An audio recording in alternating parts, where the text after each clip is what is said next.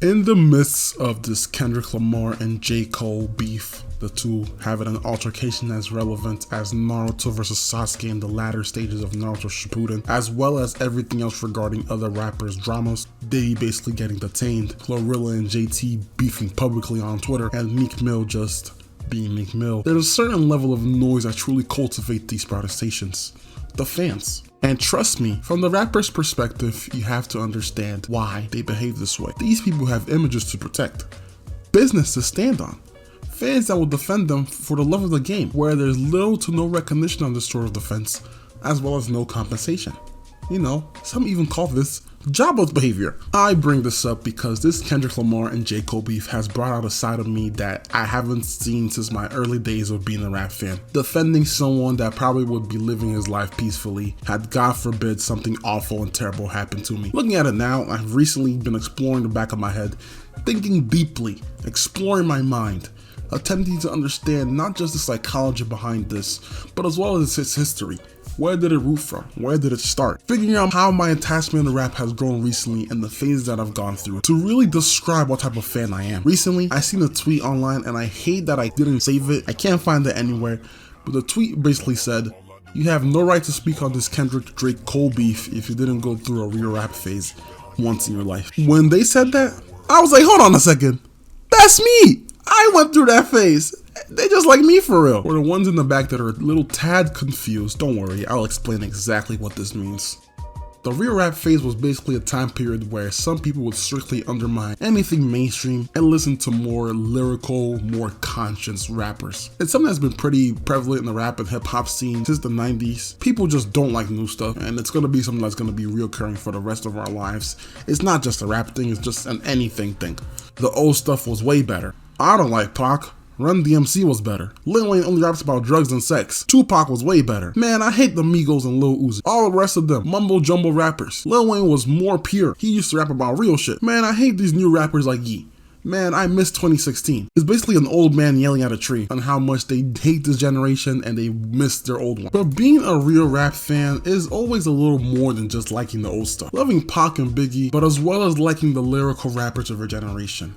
The more conscious one, if you call it that. I remember being in this phase back in like 2013 to like 2015-ish. I literally hated anything that was mainstream. I hated trap music. Literally hated the Migos, Bobby Shmurda, Chief Keef, 2 Chainz. I used to tell all my friends, man, those guys are trash. You guys aren't real rap fans. I listen to real rappers like J. Cole, Logic, Chance, Absol, Eminem, Tupac, Biggie, Hopsin. Yes, bro, back in the day, I was listening to Hopsin. Funnily enough, I didn't get into Kendrick Lamar until a little bit later in my life because I was a very stupid kid. I used to just mumble him with the rest of the other rappers that I didn't like the Migos and Bobby Shmurda, because he was so popular. That was just stupid on my end. I hated mumble rappers for a reason, and with a passion, because everybody else liked them. I also just generally had a disdain for trap music, and I loved my lyrical miracle rappers, my conscious rappers. Rappers that would rap really fast, rappers with my thoughts of what real lyrics were, and not anyone that just talked about bitches and drugs and money. Rappers that also openly hated and would diss mumble rappers. There was always that sense of entitlement whenever music conversations were brought up, because I thought I was just better than everyone else with my music taste, but it wasn't. And it just made me look dumb. The instrumentals for any of the songs also played a huge part in my love for some of these more real conscious rappers. With trap beats, they generally sounded similar with some tuning, and I hated that back in the day, and I still kind of don't like it. It's pretty general and it's pretty basic. However, if the beat was a slow 90s vibe, throw some piano keys in there, I was sold, bro. I was sold. And then it could be talking about drugs and money, but if the beat was chill like the one playing in the background right now,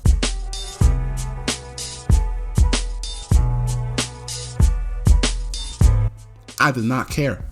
That's probably why I like Rick Ross so much. Put Molly all in her champagne. She ain't even know it. I took her home and I enjoyed that. She ain't even know it.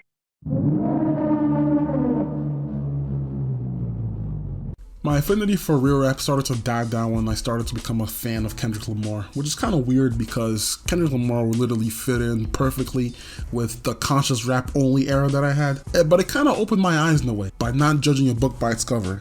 If you remember what I said earlier, I did say I wasn't listening to Kendrick because I thought he was the same as Migos and Bobby Shmurda and stuff. To Remember Butterfly and Good Kid, Mad City are my top 5 favorite albums ever, and I always thank myself for not being an ignorant buffoon.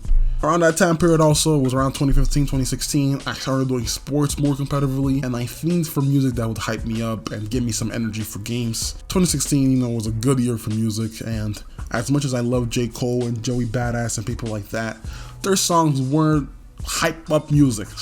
It wasn't something that you're listening to hype yourself up. At least not the ones that I had in my records.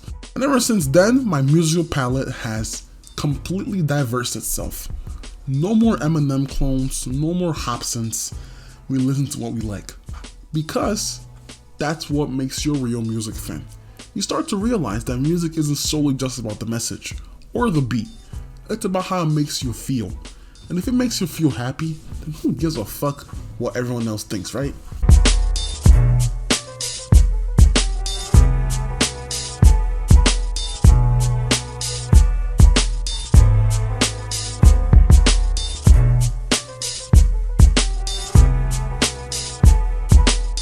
And real quick, one final message before I bounce. Kendrick won.